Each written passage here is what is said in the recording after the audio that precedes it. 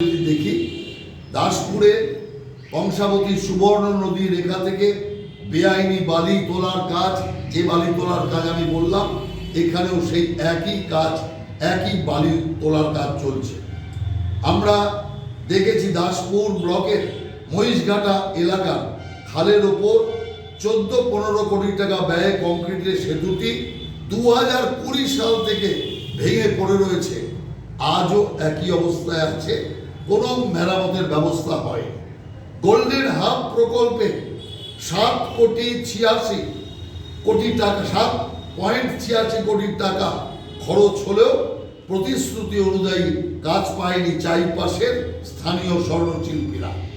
আমরা তেলিপুকুর দলুইপাড়া সরকারি রাস্তা প্রকল্পে বড় অনিয়মের অভিযোগ উঠেছে এবং সেই কারণে 1.5 কিলোমিটার রাস্তার বদলে অন্য জায়গায় রাস্তা করা হচ্ছে। আমরা আরও দেখেছি গ্রাম পঞ্চায়েত এলাকায় রাস্তার কাজ হয়নি, 3 কিলোমিটার রাস্তা আজও বর্ষার জল জমে থাকে এই সমস্ত বাসুদেবপুর গ্রাম পঞ্চায়েত এলাকায়, সর্বত্র বর্ষার জলে ভরে থাকে।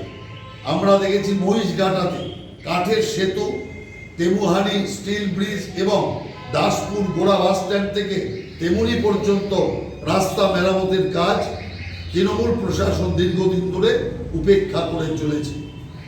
আমরা এটাও বলছি যে কিশোরনগর দাসপুর বাজার পর্যন্ত 2.5 কিলোমিটার রাস্তা আজও মেরামত হয়নি, যেটা দীর্ঘদিন ধরে পড়ে আছে।